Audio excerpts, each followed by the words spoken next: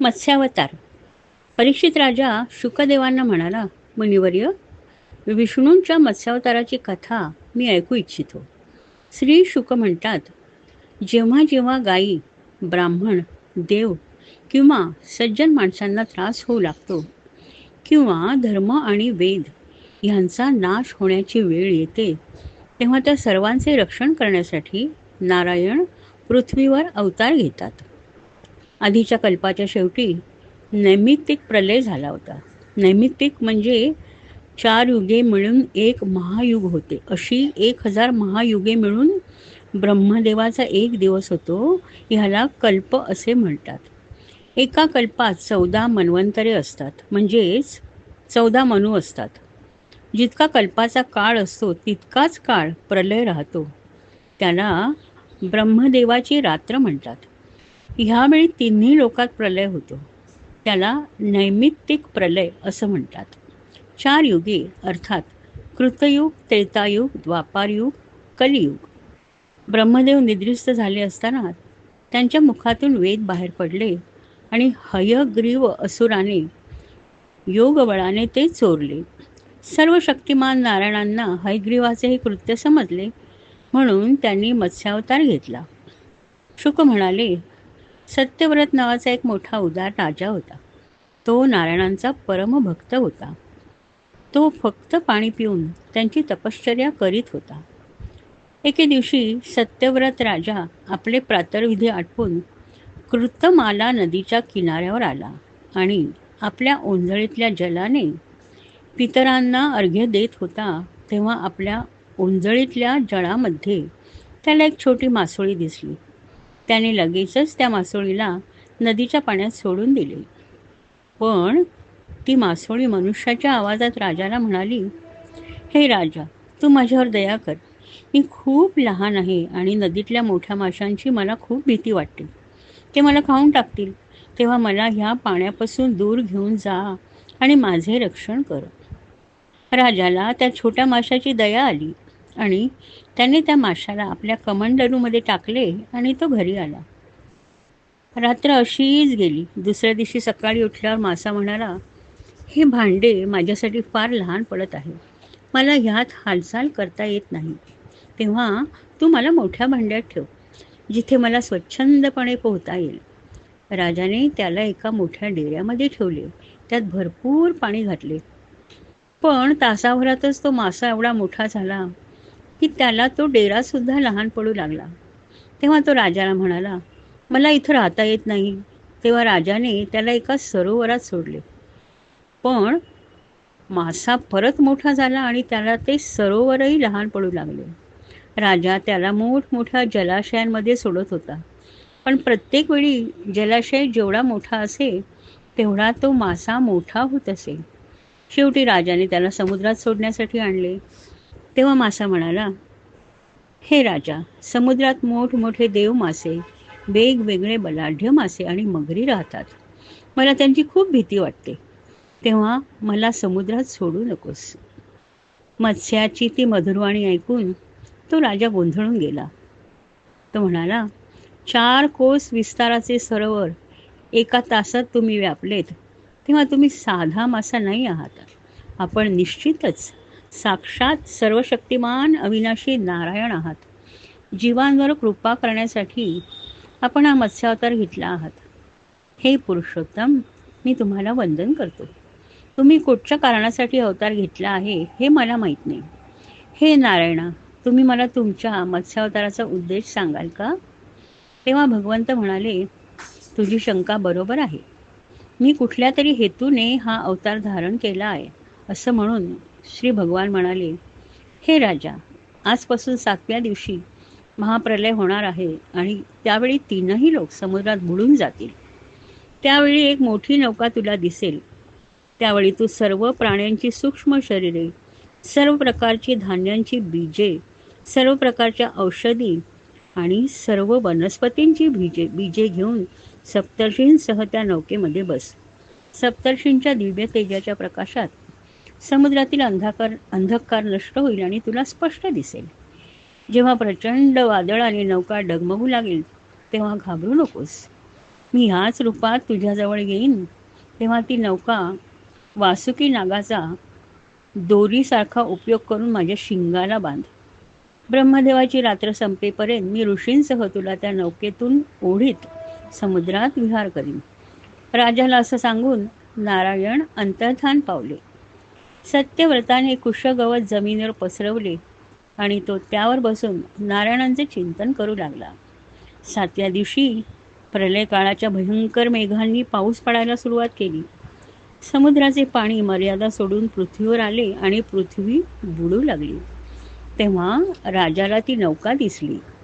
नारायणांच्या आज्ञेप्रमाणे त्याने सर्व प्राण्यांची सूक्ष्म शरीरे, सर्व प्रकारची धान्यांची बीजे, औषधी वनस्पतींची बीजे घेऊन सप्तर्षींसह त्या नौकेत प्रवेश केला. समुद्रात ती नौका जोरजोराने हेलकावे खाऊ लागली. तेव्हा ऋषी म्हणाले, हे राजा, घाबरू नकोस. परमेश्वराचे नामस्मरण आपल्याला या कठीण प्रसंगातून तारून नेईल. असं म्हणून ते सर्वजण परमेश्वराचे स्तवन करू लागले. त्यावेळी त्या विशाल समुद्रात सोनेरी रंगाचा प्रचंड मोठा मासा दिसला. तो मासा नौकेच्या जवळ आला तेव्हा सत्यव्रताने भगवंतांनी सांगितल्याप्रमाणे ती नौका वासुकी नागाच्या सहाय्याने माशाच्या शिंगाला बांधली व आता ती नौका कितीही हेलखावे खाऊ लागली तरी ते घाबरले नाहीत, कारण प्रत्यक्ष नारायण त्यांचे रक्षण करत होते. सत्यव्रताने भगवंतांना वंदन केले आणि तो त्यांची स्तुती करू लागला. तो म्हणाला, हे परमेश्वरा, हे भगवंता, मनुष्याच्या अज्ञानामुळे तो ह्या जगात साचपडत असतो. केवळ तुमच्याच कृपेने त्याला मुक्ती मिळू शकते. अज्ञानाच्या अंधकारापासून ज्ञानाच्या प्रकाशापर्यंत जाण्यास तुम्हीच त्याला मार्गदर्शन करू शकता आणि हीच विद्या तुम्ही आम्हाला शिकवा, ज्यामुळे आम्ही कोण आहोत, तुमचे व आमचे काय नाते आहे याचे गुपित आम्हाला उलगडेल. अहंकारामुळे आणि ममकारामुळे मनुष्य मायेत इतका गुरफटला जातो की तेच सर्व त्याला सत्य वाटू लागते. ह्या अहंकार आणि ममकाराच्या गाठी कशा सोडवायच्या, मायेचा पटल कसा दूर करायचा, यासाठी तुम्हीच मदत करा, ज्या योगे आम्ही तुमच्या चरणांशी विलीन होऊ शकू. ही सत्यव्रताची प्रार्थना ऐकल्यानंतर ते अत्यंत दयाळू परमेश्वर सत्यव्रताला ब्रह्मविद्या शिकवण्यासाठी सिद्ध झाले. त्यांनी समुद्रात विहार करत असताना आत्मतत्वाचा उपदेश केला. आपल्या स्वरूपाच्या संपूर्ण रहस्याचे वर्णन करीत असताना ज्ञान, भक्ती आणि कर्मयोगाने परिपूर्ण अशा पुराणाचा उपदेश केला. त्यालाच मत्स्यपुराण असं म्हणतात. यानंतर जेव्हा प्रलय काळ संपून ब्रह्मदेव उठले तेव्हा नारायणांनी हयग्रीव असुराला मारून त्याच्याकडून वेद मिळवून ते ब्रह्मदेवांना दिले. नारायणांच्या कृपेने राजा सत्यव्रत श्राद्धदेव म्हणून 12 आदित्यांपैकी एक असलेल्या विवस्वताच्या पोटी जन्माला आला आणि तो ह्या कल्पामध्ये वैवस्वत मन्वंतरामध्ये वैवस्वत मनु झाला. मार्कंडेय, भार्गव.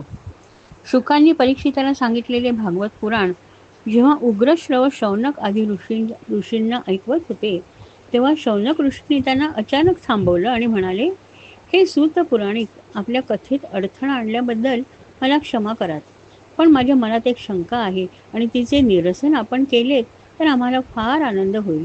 आमच्या माहितीप्रमाणे ज्या वेळेस महाप्रलय झाला तेव्हा सर्व सृष्टी पाण्याखाली गेली, परंतु मृकंड ऋषीचा पुत्र मार्कंडेयाला कुठलीच इजा पोचली नाही, कारण त्याला अमरत्वाचे वरदान होते. परंतु मार्कंडेय ऋषी आमच्याच भार्गव वंशात जन्मलेले होते आणि आम्ही त्यांना जन्मापासून ओळखतो आणि आम्ही कुठलाच प्रलय बघितला नाही. तेव्हा मार्कंडेय ऋषींना प्रलयात काहीच झाले नाही, ही कथा काय आहे? आम्ही अशीही कथा ऐकली आहे की प्रलयाच्या वेळी समुद्राच्या पाण्यावर त्यांना अश्वत्थ वृक्षाच्या म्हणजेच पिंपळाच्या पानावर लहान बालकाच्या स्वरूपात नारायण दिसले आणि ते बालक आपल्या कमळासारख्या हातांमध्ये पायांचा अंगठा तोंडात घालून आनंदाने सोखत होते. तेव्हा काय गौडबंगाल आहे त्याचे स्पष्टीकरण आम्हाला द्या. सूत म्हणाले, हे ऋषींनो, तुमची शंका एकदम बरोबर आहे. मी तुमच्या शंकेचे नक्कीच निरसन करेन. माझ्या या शंका निरसनाने तुम्हाला आणि सर्व लोकांना मी सांगणाऱ्या नारायणांच्या कथेने मनुष्याच्या मनावर असलेला मायेचा पडदा दूर होण्यास मदत होईल आणि कलियुगामध्ये त्याची फार फार आवश्यकता आहे. असं म्हणून सुतांनी मार्कंडेय ऋषींची कथा सांगण्यास सुरुवात केली. मृकंड ऋषींचा पुत्र मार्कंडेय होता. त्यांनी आपल्या पुत्राला मुंजीमध्ये त्याच्या गळ्यात जानवे घालून त्याला गायत्री मंत्राची दीक्षा दिली. तो लहानसा बटू वेदांमध्ये पारंगत होण्यासाठी फार उत्सुक होता. त्याने वेदांचा अविरत अभ्यास केला व तो तप आणि स्वाध्यायामध्येही पारंगत झाला. तो ब्रह्मचारी होता. तो झाडांच्या सालीची वस्त्रे घालीत असे. त्याच्या केसांच्या जटा झाल्या होत्या. त्याचा चेहरा महान योगींनाही हेवा वाटेल असा शांत होता. त्याच्या हातातला कमंडलू त्याच्या हातांची शोभा वाढवत होता व मौंजी आणि हरण्याचे कातडे त्याचे तेज वाढवत होते. त्याच्या हातात जपमाळ होती आणि तो सतत नारायणांच्या नावाचा जप करत होता.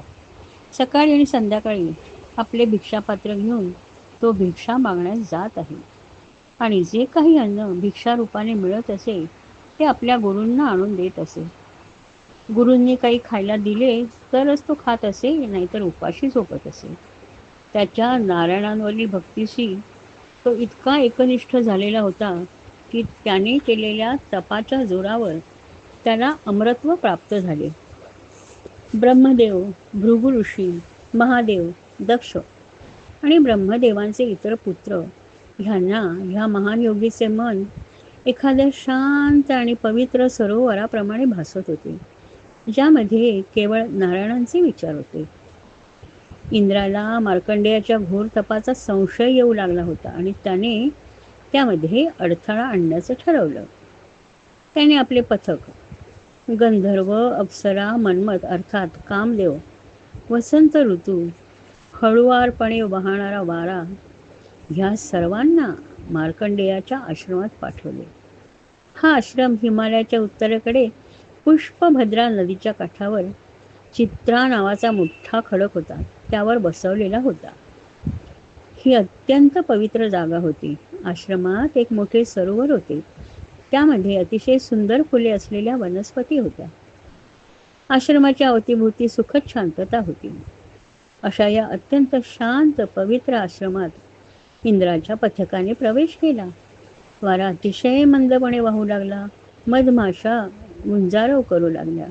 मोर धुंद होऊन नाचू लागले. पक्षी आनंदाने किलबिल करू लागले. वसंत ऋतूने तिथे प्रवेश केला आणि त्यामुळे झाडांवर सुंदर फुले फुलली. त्यांच्या सुगंधाने वातावरण धुंद होऊन गेले. अशा वातावरणात कामदेव आपल्या गंधर्व आणि अप्सरांसह हल्ला करण्यास तयार झाला. मार्कंडेयाने आपली दैनंदिन अग्निपूजा करून ते योग साधनेमध्ये बसले होते. त्यांचे डोळे मिटलेले होते आणि ते अग्नीसारखे तेजस्वी दिसत होते. त्यांच्यासमोर गंधर्व गाऊ लागले आणि अप्सरा नाचू लागल्या. मन्मथ उसाने बनवलेले आपले धनुष्य घेऊन सज्ज झाला. ह्या धनुष्याला 5 मस्तके असलेला बाण लावलेला होता. पुंजिका स्थली नावाची इंद्राची आवडती अप्सरा मार्कंडेय ऋषींना मोहित करण्यासाठी आली होती. ऋषींनी आपले नेत्र उघडले. हीच वेळ आपले बाण सोडण्याची आहे असं कामदेवाने ठरवलं. परंतु ईश्वर जर तुमच्या बाजूला नसेल तर सर्व प्रयत्न निष्फळ ठरतात. त्याप्रमाणे कामदेव आणि त्याच्या सर्व सहकार्यांचे प्रयत्न निष्फळ जाणवू लागले. एखादा नाग पाहिल्यावर जशी लहान मुले घाबरून पळून जातात, त्याचप्रमाणे इंद्राचे सर्व पथक घाबरून पळून गेले. मार्कंडेय ऋषींनी आपला समतोल बिघडवला नाही आणि त्यांना शापही दिला नाही. हे त्यांचे विशेष गुण होते. कामदेव आणि त्याचे सर्व सहकारी इंद्राकडे परत गेले. त्यांचे उतरलेले चेहरे बघून इंद्र काय समजायचं ते समजला आणि असं कसं घडलं याबद्दल तो आश्चर्य करू लागला.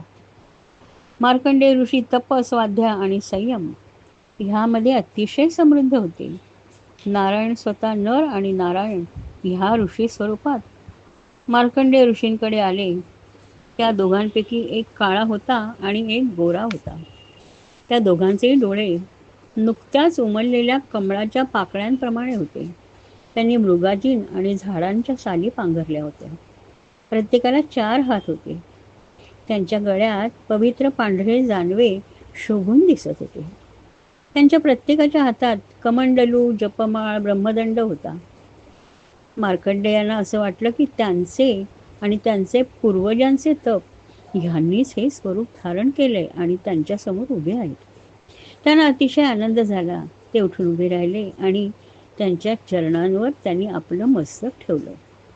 अश्रू भरल्या नयनांनी त्यांनी नारायणांना वंदन केले आणि कंप भरल्या आवाजात त्यांचं स्वागत केलं. त्यांना अर्घ्य पाद्य देऊन त्यांना आसनावर बसवलं. त्यांची धूप आणि फुलांनी पूजा केली आणि ते त्यांची स्तुती करू लागले. ते म्हणाले, हे परमेश्वरा, हे नारायणा, तुम्ही सर्व विश्व व्यापून टाकले.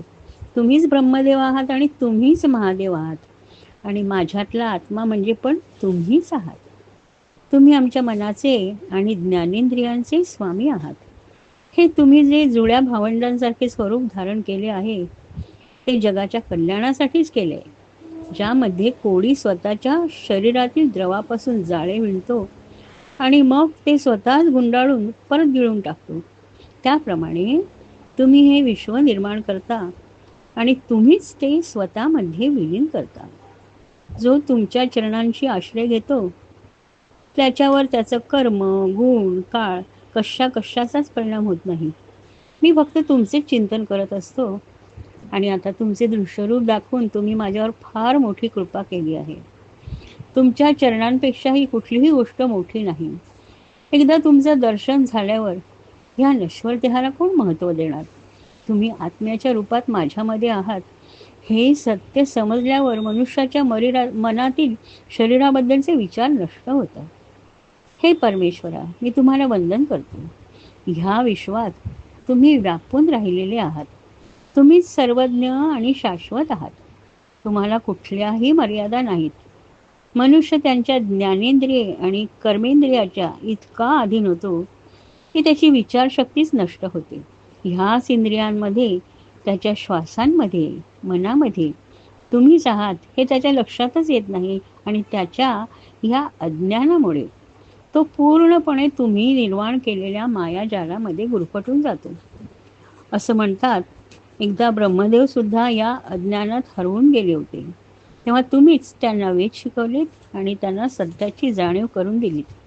हे परमेश्वरा, मी अत्यंत नम्रपणे तुम्हाला वंदन करतो. नर आणि नारायण मार्कंडेय ऋषींनी केलेली स्तुती ऐकत होते. त्यानंतर स्मितहास्य करत ते म्हणाले, तुझा जप, तुझा संयम, तुझा स्वाध्याय, तुझी असीम भक्ती ह्यामुळे तू सिद्ध पुरुष झाला आहेस.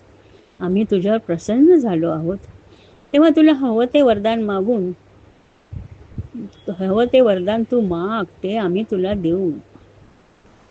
ते ऐकून मार्कंडेय म्हणाले, एकदा तुमचं प्रत्यक्ष दर्शन झाल्यावर कुणाला दुसरी कुठली इच्छा होऊ शकेल का?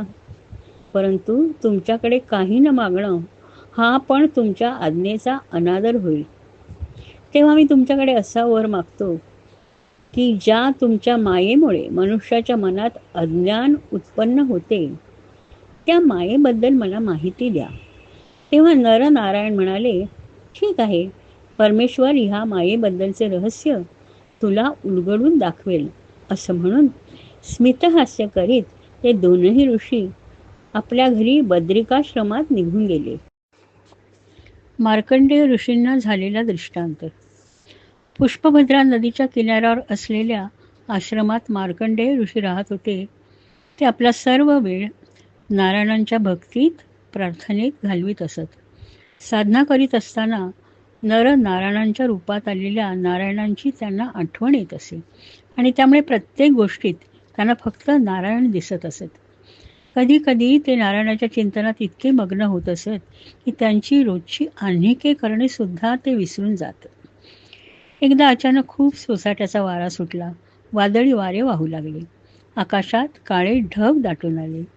अखंड विजा चमकू लागल्या आणि जोराचा पाऊस पडू लागला. तो पाऊस काही साधासुद्धा नव्हता. एखाद्या चाकाच्या आरेप्रमाणे प्रचंड मोठ्या धारा अविरत पडू लागल्या. सर्व समुद्र आपल्या मर्यादा सोडून वाहू लागले आणि त्याखाली सर्व पृथ्वी बुडून गेली. सगळीकडे मोठमोठे देवमासे, इतर बलाढ्य मासे, मगरी दिसू लागल्या. समुद्रात मोठे मोठे भोरे तयार झाले आणि त्यांच्या टप्प्यात आलेल्या प्रत्येक वस्तूला ते स्वतःमध्ये ओढून घेऊ लागले. पावसाच्या आवाजाने आणि समुद्राच्या भयानक गर्जनेने कानठळ्या बसू लागल्या. मार्कंडेय ऋषी बघत असताना सर्व पृथ्वी समुद्राच्या खाली गेली.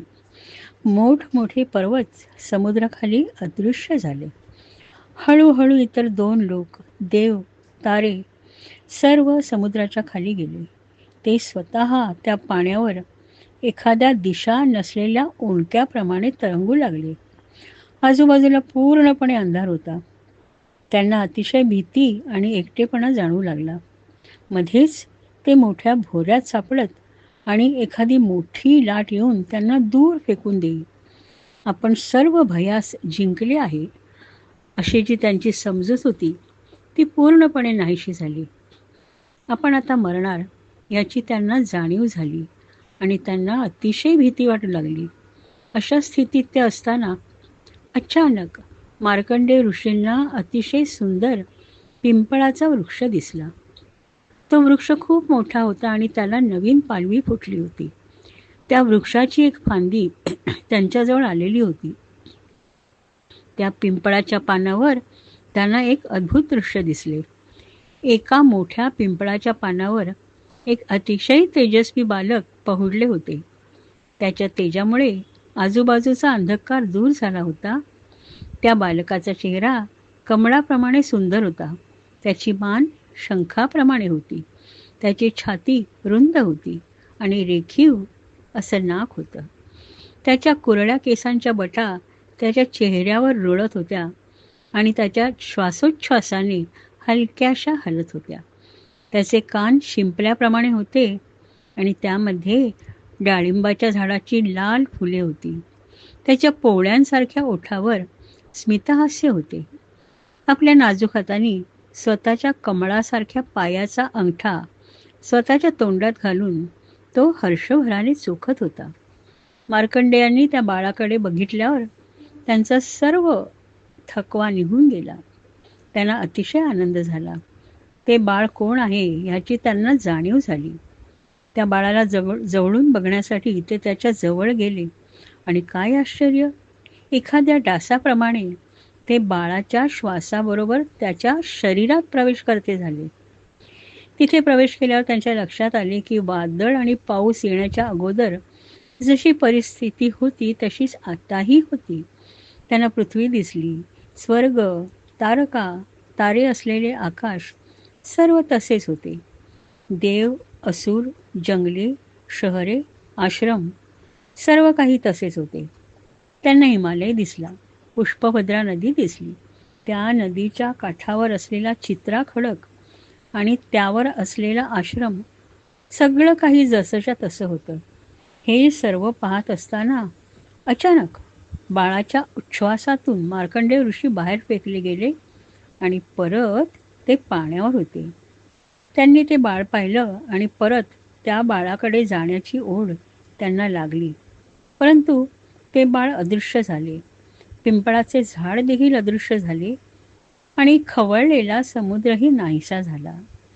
मार्कंडेयांच्या लक्षात आलं की ते त्यांच्या आश्रमाच्या जमिनीवर भक्कमपणे उभे आहेत. त्या सर्व अनुभवाने भारावलेल्या ऋषींची नारायणांच्या चरणी तंद्री लागली.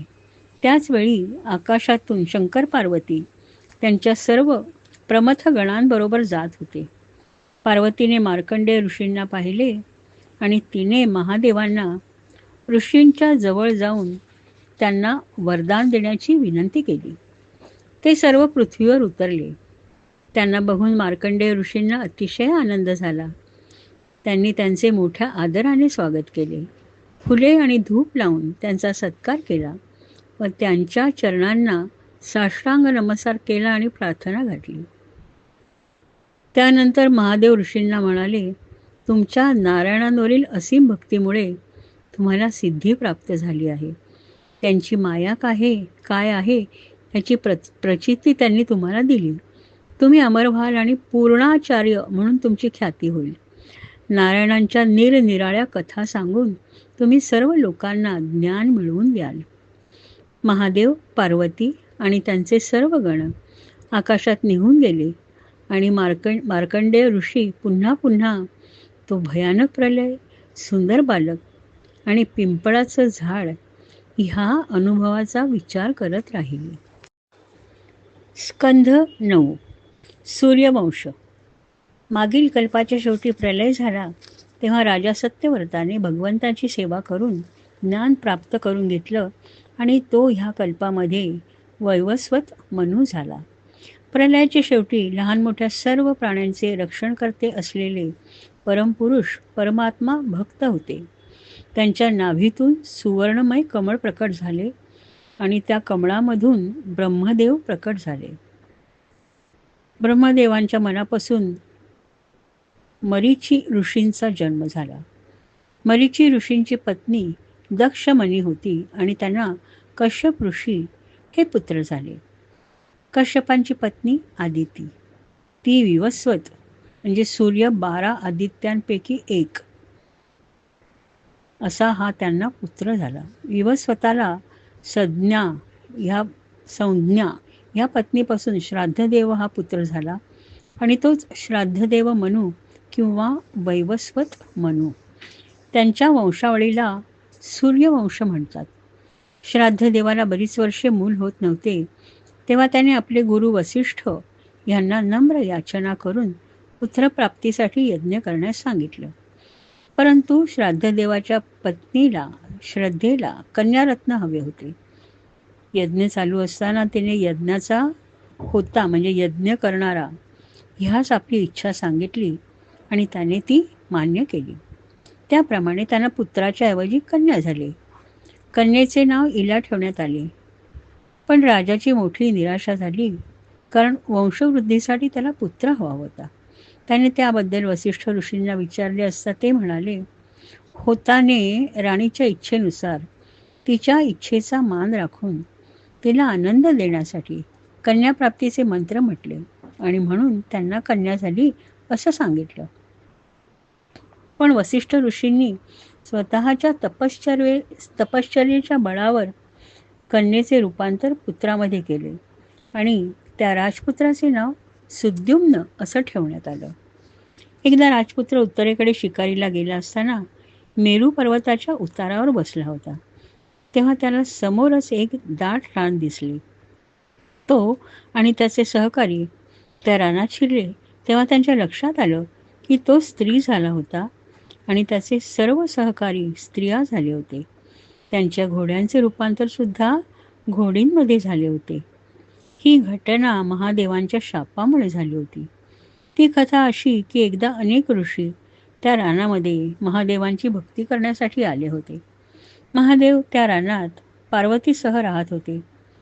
ऋषींनी उत्साहाच्या भरात काही न विचार करता महादेवांच्या पर्णकुटीत प्रवेश केला. तिथे पार्वती महादेवांच्या मांडीवर बसली होती.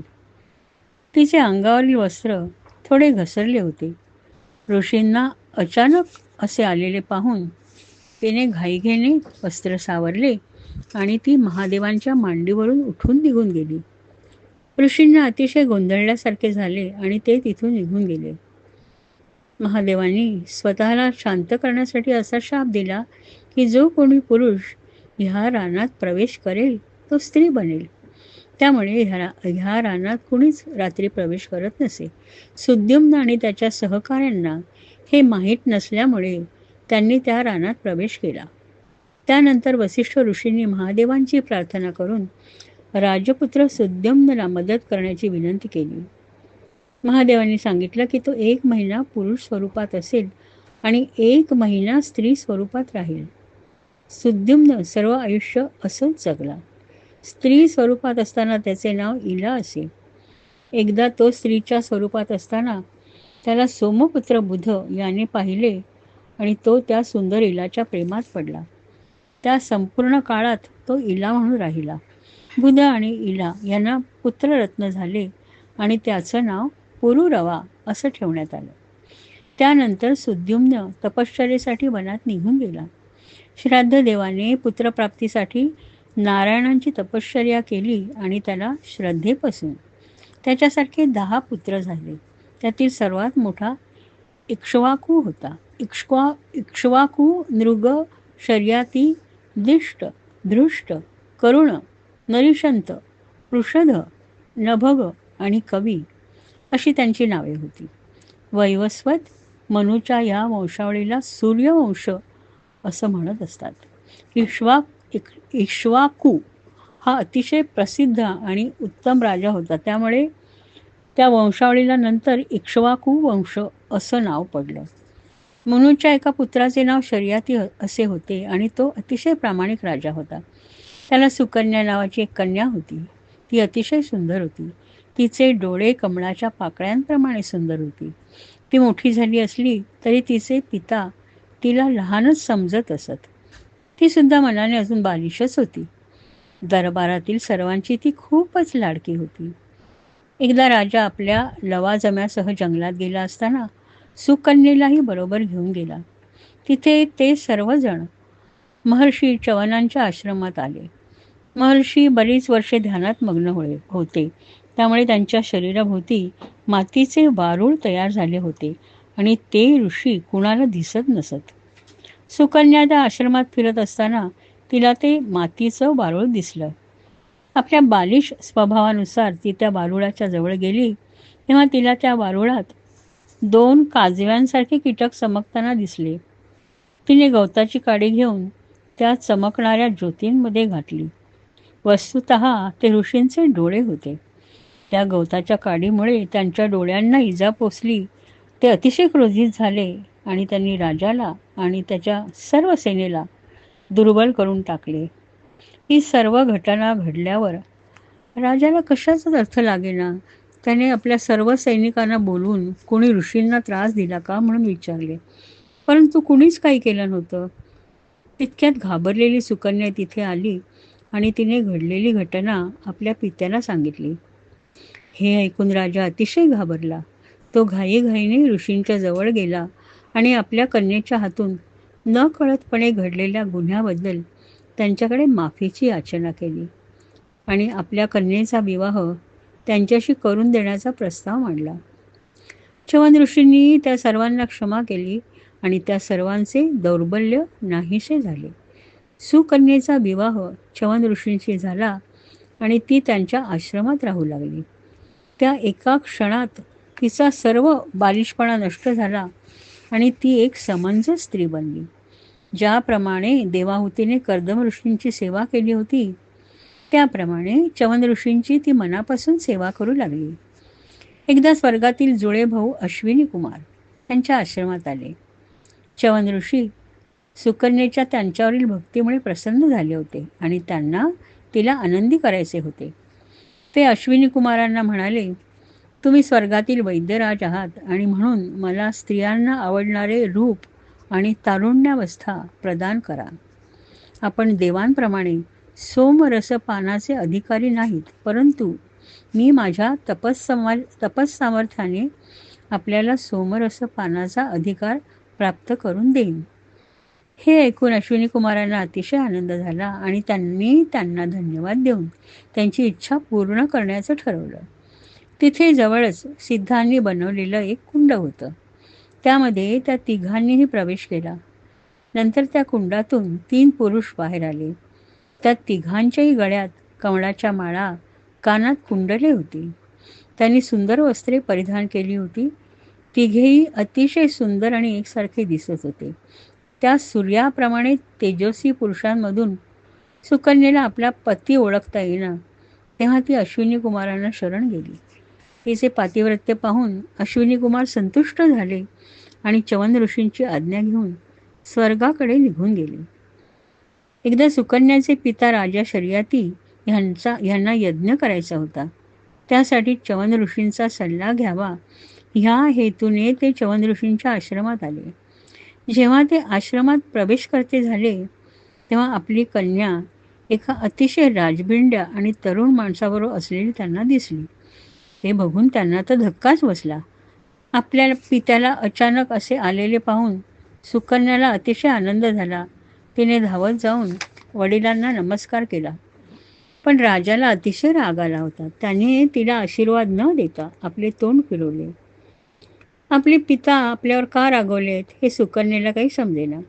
तिने भांबावून वडिलांना प्रश्न केला, तुम्ही माझ्यावर का रागवला आहात? मी तुमची इतकी लाडकी होते आणि आता इतक्या दिवसांनी भेटल्यावर माझे लाड न करता तुम्ही माझ्यावर क्रोधित झाला आहात. ह्याचं कारण काय? शर्यती राजा रागवून म्हणाला, हा प्रश्न तूच मला विचारतायस? मनुवंशात जन्म झालेली तू अशी कशी वागू शकतेस? च्यवन ऋषींची प्रतारणा करून तू दुसऱ्याच तरुण आणि सुंदर माणसाबरोबर राहण्याचे पाप करतेस आणि माझ्याकडे आशीर्वाद मागतेस. मी यापुढे तुला माझी कन्या मानत नाही, असं म्हणून राजा तोंड फिरून चालू लागला. त्याचवेळी त्याला मधुर हास्याचा आवाज ऐकू आला. त्याने पाहिले तर ते दोघेही हसत होते. ते दोघेही त्याच्याजवळ आले आणि सुकन्या म्हणाली, हे तुमचे जावई आहेत. मी कुठलेही पाप केलेले नाही. आणि त्यांनी अश्विनी कुमारांची कथा त्यांना ऐकवली. च्यवन ऋषींनी शर्यती राजासाठी सोमयज्ञ केला. त्या यज्ञाच्या वेळी त्यांनी देवांबरोबर अश्विनी कुमारांनाही सोमरस दिला. हे बघून देव नाराज झाले. इंद्र अतिशय क्रोधित झाला आणि च्यवन ऋषींचा वध करण्यासाठी त्याने आपलं वज्र उचललं. परंतु च्यवन ऋषींच्या तपस्येचे पुण्य इतके होते की इंद्राचा वज्र उचललेला हात एकदम निर्बळ झाला. त्याला त्याचा हात हलवता येईना आणि वज्र तसेच हातात राहिले. त्याच्या लक्षात आलं की आपलं वागणं मूर्खपणाचं आहे. देवांना सुद्धा ही गोष्ट पटली आणि तेव्हापासून अश्विनी कुमारांनाही यज्ञातला सोमरस मिळू लागला. नाभाग हा इक्ष्वाकू वंशावळीतील फार मोठा राजा होऊन गेला. त्याला ज्ञानार्जनाची अत्यंत आवड होती. त्यामुळे त्याचा बराचसा वेळ तो त्याच्या गुरूंसमवेत घालवत असे. जेव्हा त्याचे पिता नभग ह्यांच्या संपत्तीची वाटणी करण्याची वेळ आली, तेव्हा नाभागाच्या भावांनी त्याचा विचार न करता सर्व संपत्ती आपापसात वाटून घेतली.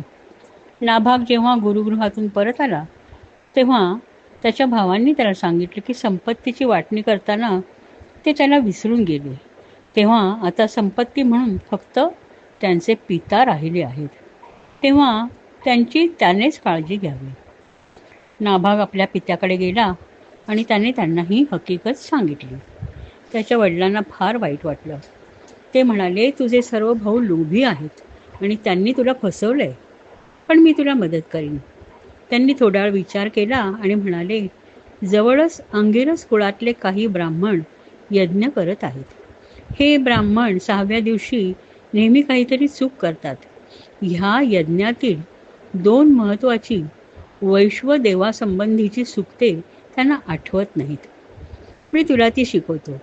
तू तिथे जाऊन ती सुक्ते म्हण, म्हणजे स्वर्गात जाण्याची वेळ येईल तेव्हा ते ब्राह्मण यज्ञातील सर्व संपत्ती तुला देतील आणि त्या संपत्तीवर तू आरामात जगू शकशील.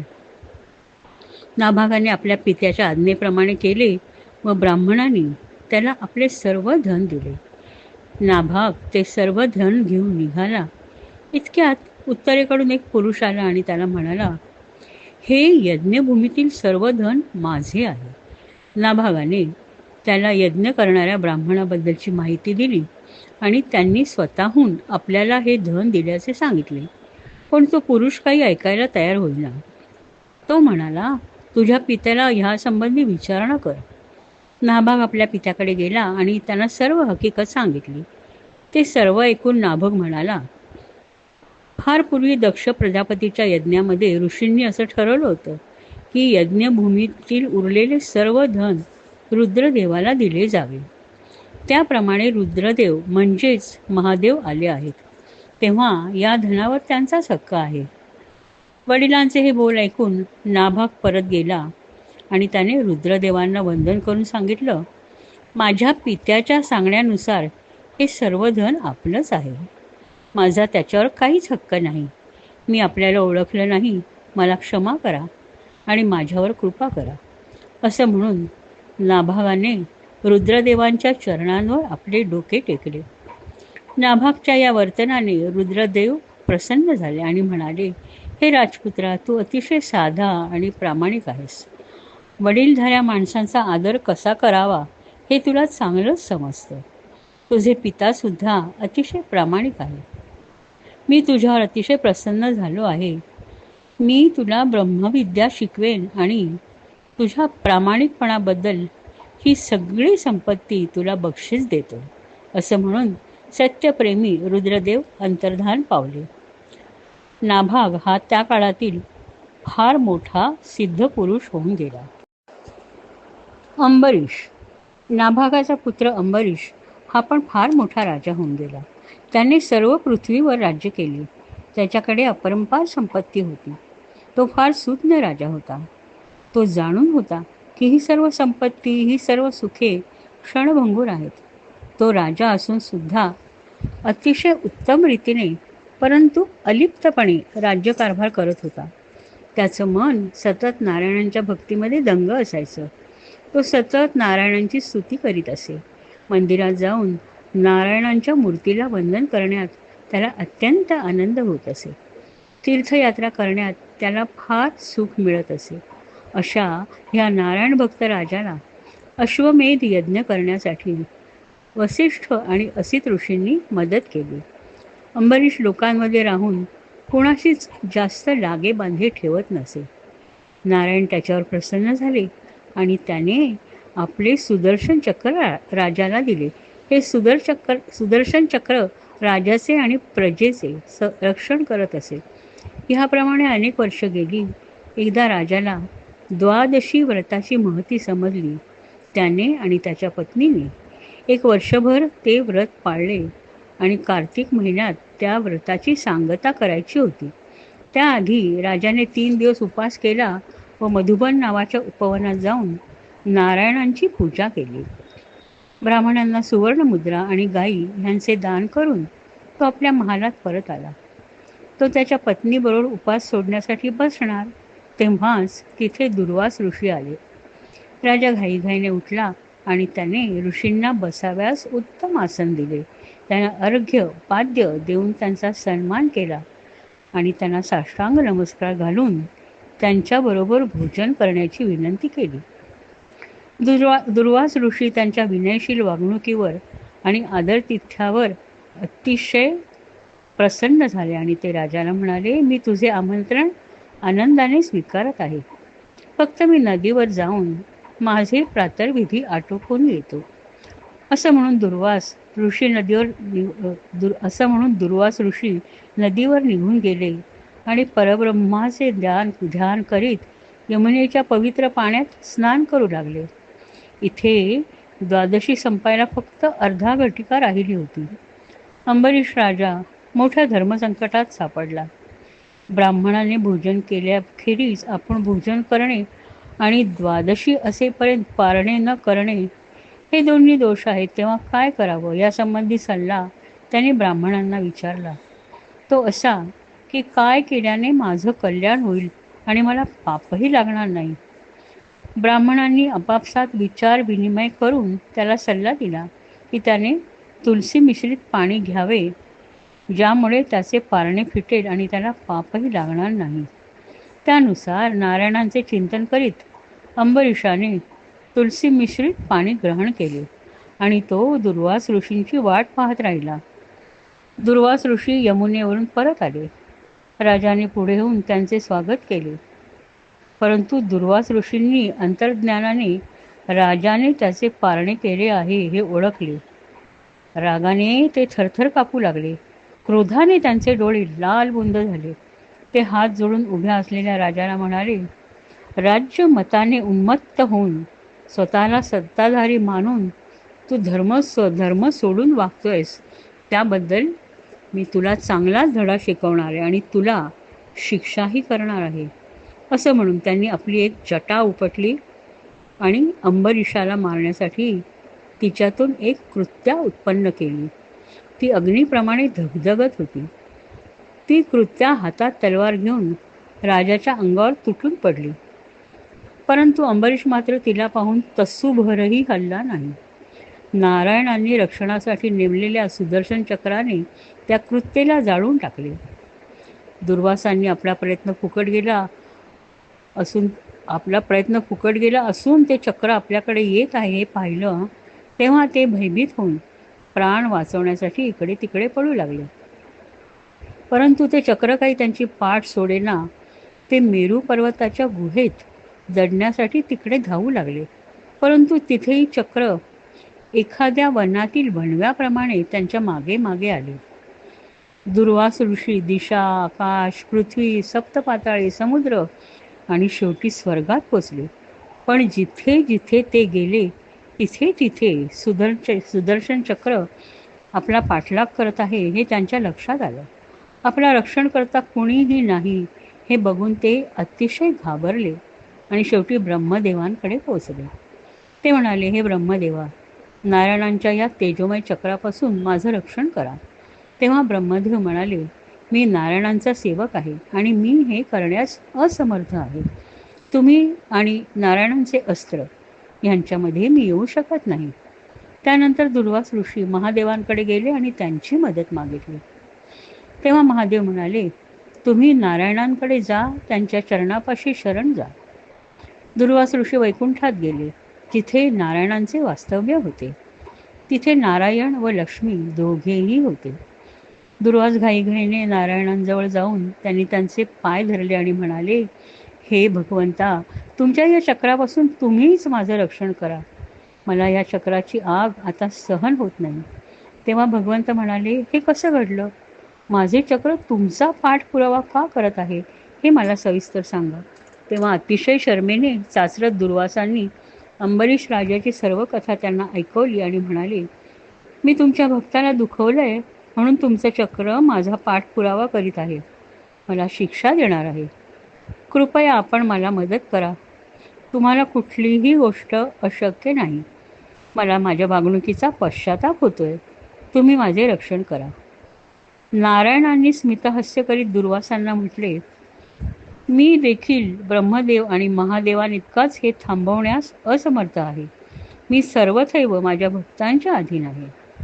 माझ्या भक्तांचा एकमेव आश्रय मीच आहे. माझ्या साधू स्वभावी भक्तांना सोडून मी स्वतःच्या इच्छेने काहीच करू शकत नाही. ज्याप्रमाणे पतिव्रता स्त्री आपल्या पातिव्रत्याने सदाचारी पतीला वश करून घेते, त्याप्रमाणे माझ्या अनन्य भक्तांनी त्यांच्या असीम भक्तीने मला वश करून घेतलंय. भक्त हे माझं हृदय आहे आणि भक्तांचं हृदय मी आहे. तेव्हा अशा या भक्तांचा अपमान म्हणजे मी माझाच अपमान समजतो. तुम्ही सुद्धा माझे भक्त आहात, परंतु अंबरीश या माझ्या भक्तासाठी चक्राने जो मार्ग निवडला आहे तो मी सुद्धा बदलू शकत नाही. यावर मी तुम्हाला एकच उपाय सुचवतो. तुम्ही पृथ्वीवर परत जा आणि ज्या माझ्या भक्ताचा तुम्ही अपमान केलाय त्याला शरण जा. नाभा पुत्र अंबरीश याचीच आज्ञा फक्त सुदर्शन चक्र ऐकेल. तोच केवळ ते सुदर्शन चक्र थांबवू शकेल आणि तुम्हाला वाचवू शकेल. अत्यंत लज्जित चेहऱ्याने दुर्वास ऋषी अंबरीश राजाच्या प्रसादात आले. त्यांनी राजाचे चरण दोन्ही हातात धरले. ते बघून अंबरीश राजाला अतिशय शरम वाटली. त्याने लगेच सुदर्शन चक्राची प्रार्थना करण्यास सुरुवात केली. तो म्हणाला, हे सुदर्शना, मी तुला वंदन करतो. तू अग्नी, सूर्य, चंद्र, तारका सर्वांचा अधिपती आहेस. तू सर्व विश्वात व्यापलेला आहेस. दयेचा सागर असलेल्या नारायणांचे तू आवडते अस्त्र आहेस. तू सर्व अस्त्रात श्रेष्ठ आहेस. हे सुदर्शना, मी तुझे चरण धरून तुला विनंती करतो की दुष्टांचा नाश करणाऱ्या चक्रा ह्या ब्राह्मणाला क्षमा कर आणि त्यांचा पाठपुरावा सोडून दे. अंबरीशाची ही प्रार्थना ऐकून सुदर्शन चक्र शांत झाले आणि त्याने दुर्वास ऋषींचा पाठपुरावा करणे सोडून दिले. त्यानंतर दुर्वास ऋषी राजाला म्हणाले, हे राजा, तू अतिशय उच्च कुलीन आहेस. मी तुझा इतका अपमान करून सुद्धा तू माझ्याशी अत्यंत सौम्यपणे वर्तन केलेस. नारायणांच्या भक्ताची महती मला समजलेली आहे. ज्यांनी आपल्या भक्तीने नारायणांना जिंकलं आहे त्या भक्तांना काहीच अशक्य नाही.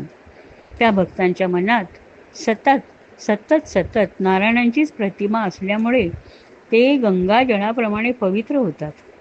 मी तुझा इतका अपमान करून सुद्धा तू सर्व काही विसरून दयाबुद्धीने माझा जीव वाचवला आहेस.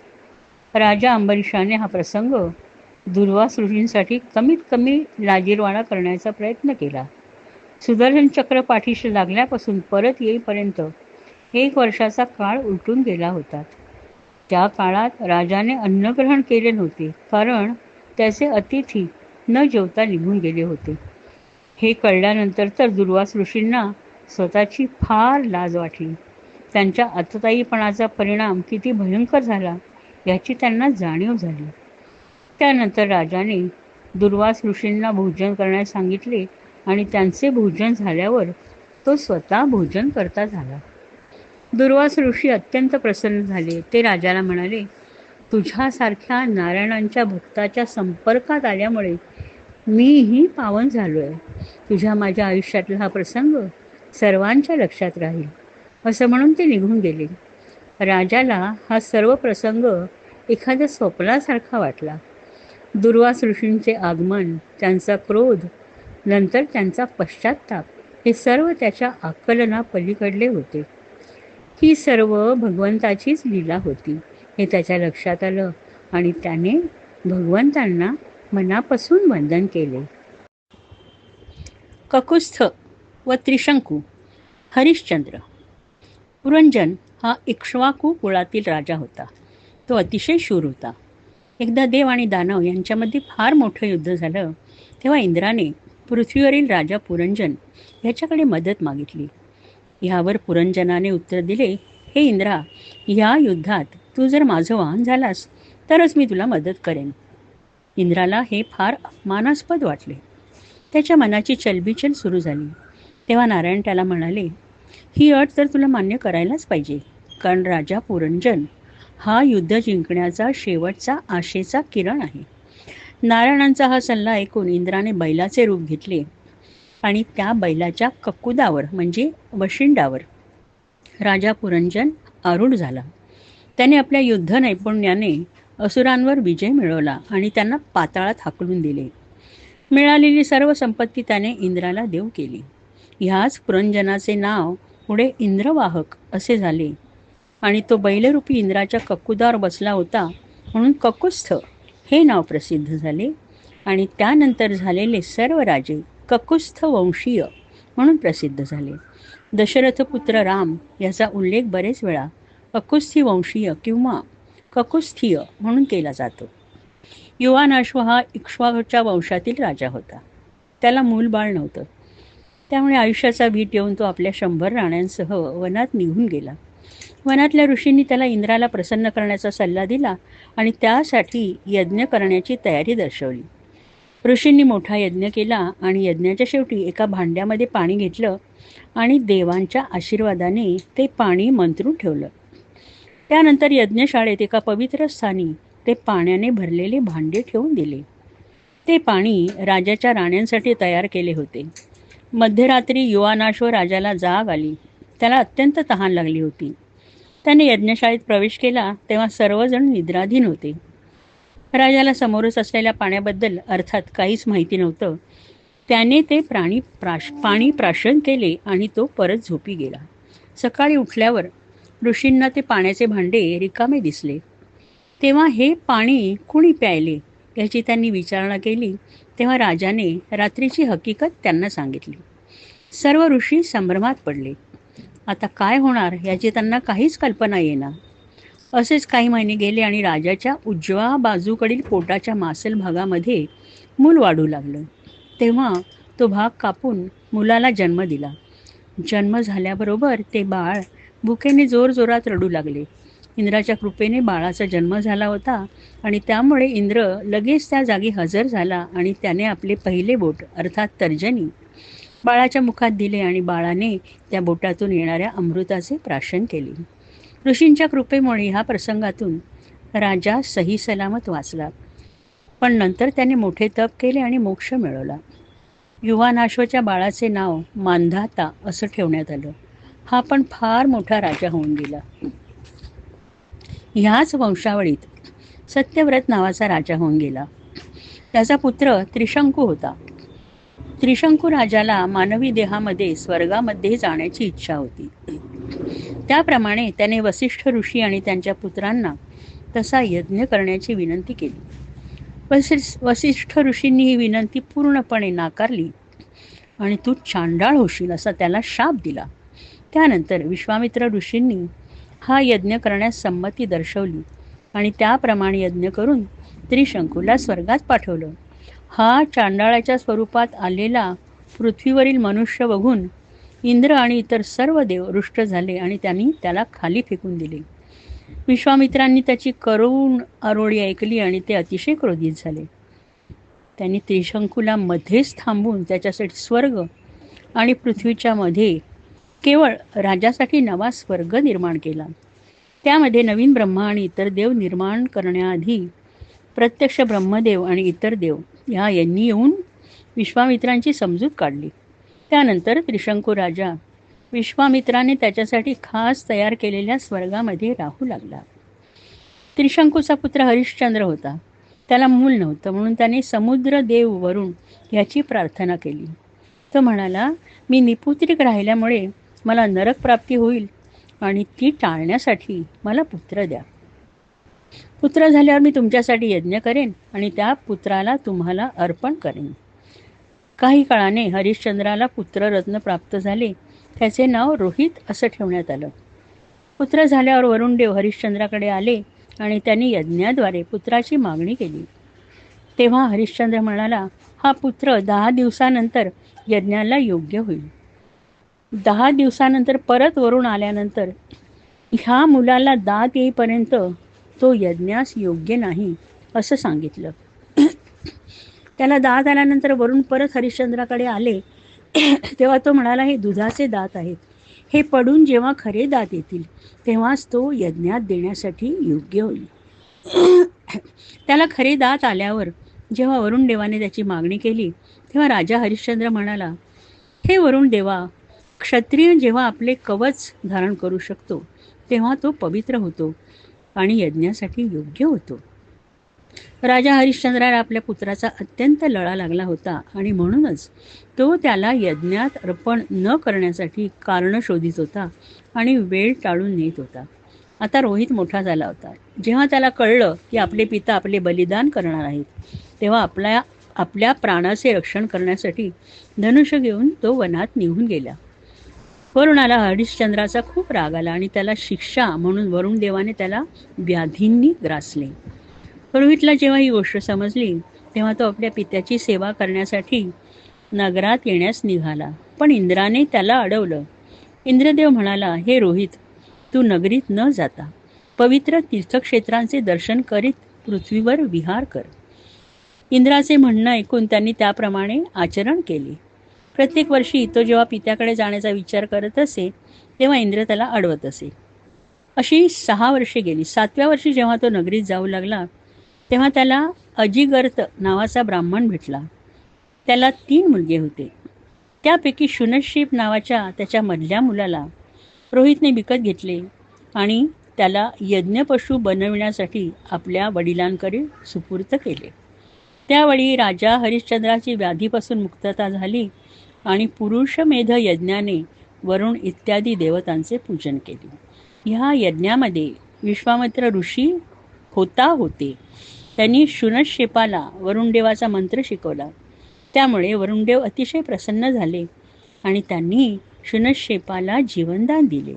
ह्या यज्ञामुळे इंद्रदेवही प्रसन्न झाले. त्यांनी हरिश्चंद्राला सोन्याचा रथ भेट म्हणून दिला. विश्वामित्रांनी शुनशेपाला आपला दत्तक पुत्र म्हणून स्वीकारलं आणि अशा प्रकारे यज्ञाची उत्तम सांगता झाली. हरिश्चंद्रालाही आपला पुत्र रोहित परत मिळाला आणि त्याची व्याधीही बरी झाली. विश्वामित्रांनी हरिश्चंद्राला ब्रह्मविद्या शिकवली. राजा सगर आणि त्याचे पुत्र.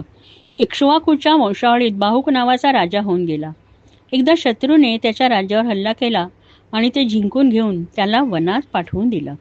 त्याच्याबरोबर त्याच्या राण्याही वनात गेल्या. वनात असतानाच बाहुक राजाला मृत्यू आला.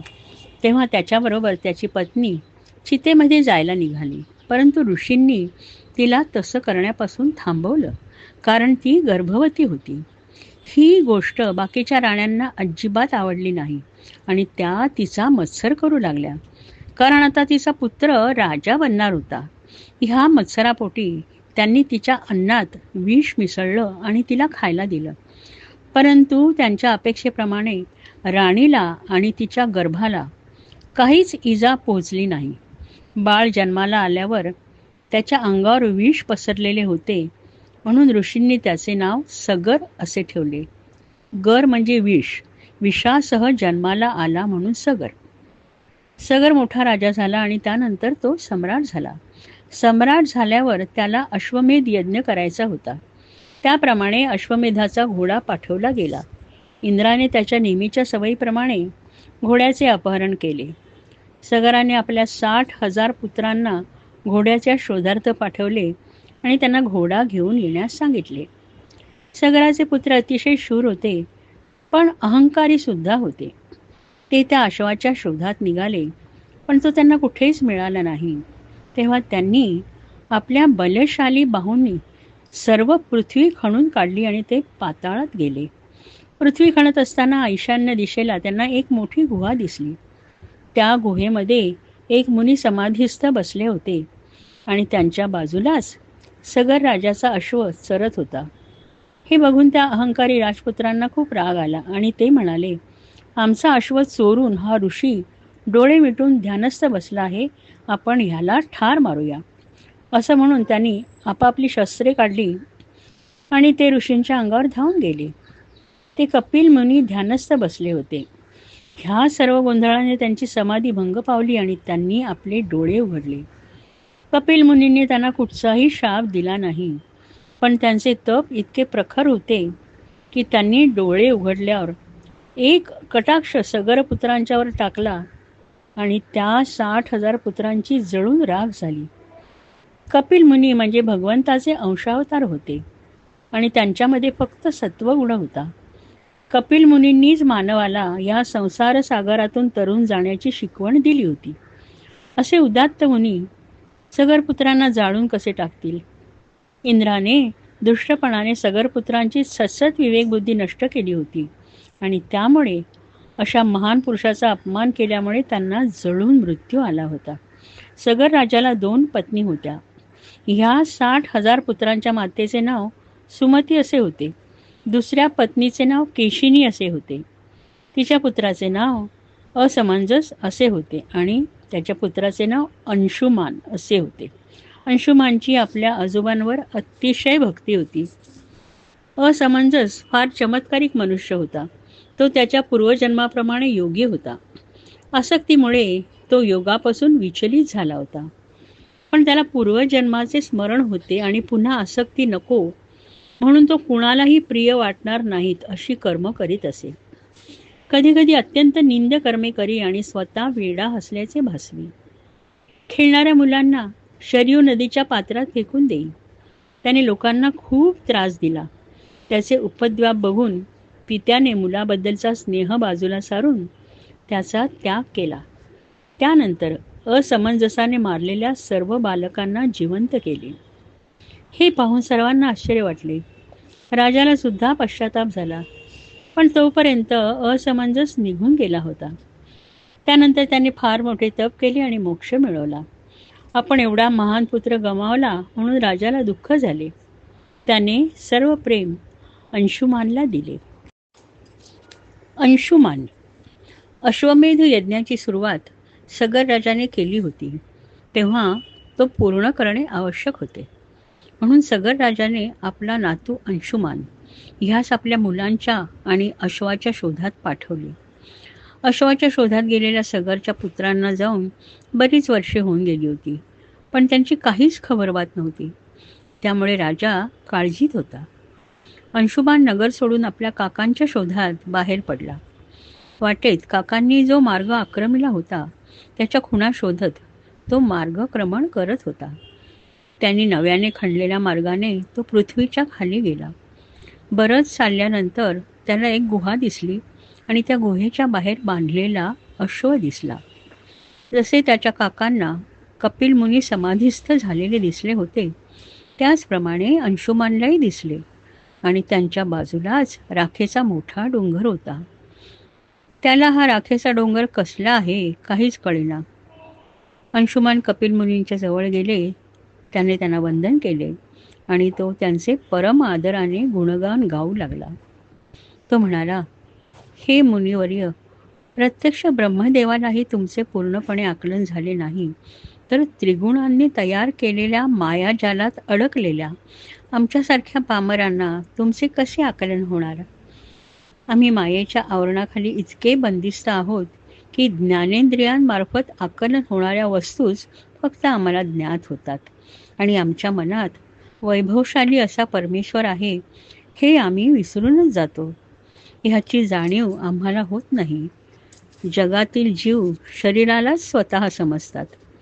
त्रिगुणांमुळे आणि मायेच्या आवरणांमुळे स्वतःमधील आत्म्याची त्यांना जाणीव होत नाही. केवळ ज्ञानेंद्रियांमार्फत मिळणाऱ्या ज्ञानावर ते सुख किंवा दुःख अनुभवतात. त्यांची दृष्टी बहिर्मुख असल्यामुळे बाहेरच्या वस्तू ते पाहतात, पण अंतर्मुख होऊन स्वतःच्या हृदयातील भगवंत पाहत नाहीत. त्यामुळे हे परमेश्वरा, अत्यंत अज्ञानी असलेला मी, निर्गुण, निराकार आणि विश्वाचे रक्षण करणाऱ्या तुम्हाला मनापासून नम्रपणे वंदन करतो. मी अत्यंत भाग्यवान आहे की मला तुमचं दर्शन झालं. माझी या मायाजालातून मुक्तता होईल अशी मी आशा करतो. असं म्हणून आपल्या अश्रुभरित नयनांनी अंशुमानाने कपिल मुनींच्या पायावर मस्तक ठेवले. अंशुमानाची विनयशीलता आणि भक्ती पाहून कपिल मुनी प्रसन्न झाले. ते म्हणाले, हे बालका, हा बांधलेला अश्व तू घेऊन जा. मी योगनिद्रेत असताना इंद्राने हा अश्व इथे आणून बांधला. मला ते काहीच माहीत नाही. तुझ्या काकांच्या उद्धटपणाच्या वागणुकीमुळे ते सर्वजण जळून खाक झाले आणि हा जो डोंगर आहे तो त्यांच्या शरीराच्या राखेचा आहे आणि केवळ स्वर्गातील मंदाकिनी नदी अर्थात गंगा तिच्या पवित्र जलानेच त्यांचे आत्मे पवित्र होतील आणि त्यांना पितृलोकात प्रवेश मिळेल. अंशुमानाने त्यांना प्रदक्षिणा घालून साष्टांग नमस्कार केला आणि यज्ञाचा अश्व घेऊन तो नगरात परत आला. ठरल्याप्रमाणे अश्वमेध यज्ञाची पूर्तता झाली. राजा सगरला आपल्या पुत्रांच्या दुर्दैवाचे अत्यंत दुःख झाले. त्याने अंशुमानाला राज्याभिषेक केला आणि शांती आणि मोक्ष मिळवण्यासाठी वनात तप करण्यास निघून गेला. अंशुमानाने गंगेला पृथ्वीवर आणण्यासाठी मोठी तपश्चर्या केली, पण त्याची इच्छा पूर्ण झाली नाही. वार्धक्याने त्याचा मृत्यू झाला. त्यानंतर त्याचा पुत्र दिलीप ह्याने सुद्धा गंगेला पृथ्वीवर आणण्याचे खूप प्रयत्न केले, पण त्याचे कार्यही पूर्ण होण्याच्या आतच त्याला मृत्यू आला. गंगा भागीरथी. दिलीप राजाच्या हातून गंगेला पृथ्वीवर आणण्याचे कार्य झालं नाही. त्यानंतर त्याचा पुत्र भगीरथ हा राज्यावर आला, पण त्याने आपले राज्य मंत्र्यांच्या हातात चालवण्यासाठी दिले आणि गंगेला पृथ्वीवर आणून तिच्या पवित्र जलाने आपल्या पूर्वजांना पितृलोकात प्रवेश मिळवून द्यायचा ह्या एकाच उदात्त उद्देशाने तो वनात तपश्चर्या करण्यास निघून गेला. त्याने बरीच वर्षे मोठ्या आस्थेने गंगेची तपश्चर्या केली. त्या तपश्चर्याने प्रसन्न होऊन गंगेने त्याला दर्शन दिले. त्याने हात जोडून तिला साष्टांग नमस्कार घातला आणि तो म्हणाला, हे देवी माता गंगा मंदाकिनी, तुझा जन्म नारायणांच्या चरणाशी झाला आहे. वामन अवतारात ज्यावेळेस नारायणांनी बळीकडे 3 पावले जमीन मागितली, तेव्हा बळीने ती देऊ केल्यावर भगवंताने विश्वरूप धारण केले आणि त्यांच्या एका पावलाने संपूर्ण स्वर्गलोक आणि सत्यलोक व्यापून गेला. सत्यलोकात ब्रह्मदेवांनी आणि सप्तर्षींनी भगवंताचे चरण आपल्या कमंडलूतील पाण्याने धुतले. त्या पाण्यापासून तुझी निर्मिती झाली आणि तू मंदाकिनी नावाने प्रसिद्ध झालीस. मंदाकिनीने मंद स्मित केले आणि ती म्हणाली, हे भगीरथा, मी तुझ्या तपश्चर्येने तुझ्यावर प्रसन्न झाले. तुला हवा तो वर तू माग. भगीरथाने कपिल मुनींनी सांगितलेली गोष्ट तिला सांगितली आणि आपल्या पितरांच्या मुक्तीसाठी तिला पृथ्वीवर येण्याची विनंती केली. हे ऐकून गंगा भगीरथाला म्हणाली, हे भगीरथा, तुला माझ्या प्रवाहाच्या वेगाची कल्पना नाही. मी ह्या वेगाने जर पृथ्वीवर अवतरले तर सर्व पृथ्वीचा नाश होऊन मी रसातळात पोचेन आणि मग तुझा उद्देश कसा काय सार्थ होणार?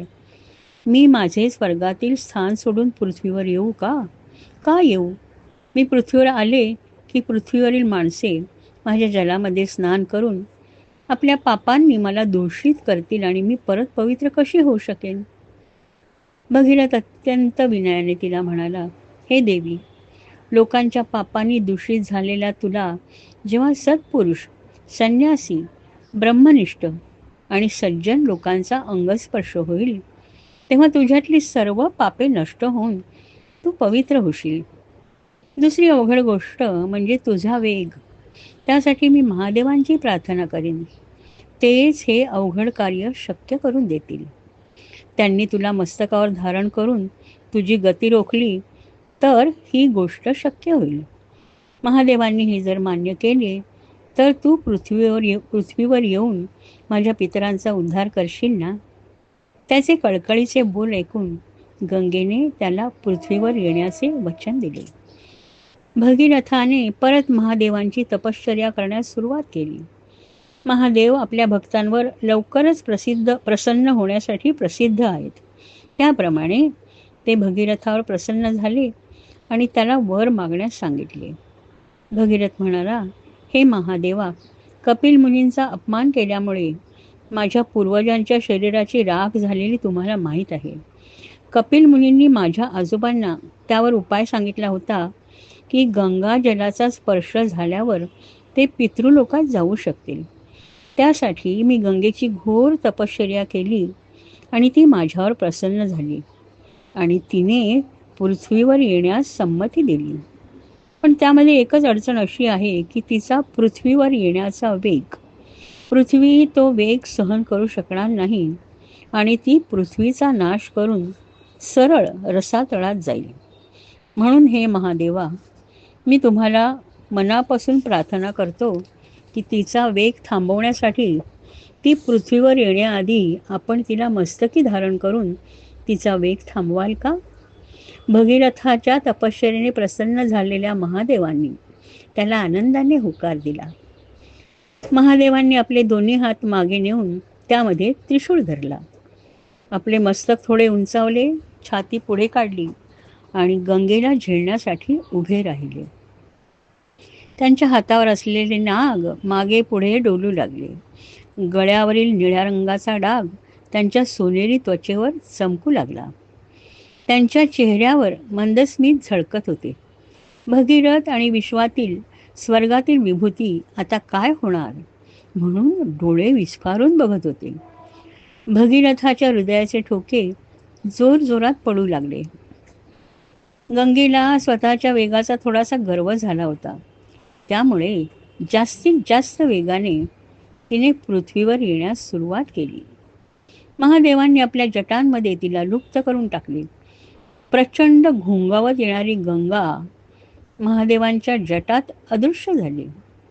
गंगेने स्वतःला जटांमधून सोडवण्याचा खूप प्रयत्न केला, पण तिला काही त्यातून बाहेर पडता येईना. गंगेला अदृश्य झालेली पाहून भगीरथाला फार वाईट वाटले. तो महादेवांना म्हणाला, हे महादेवा, हे काय झालं? माझी सर्व तपश्चर्या वाया जाणार का?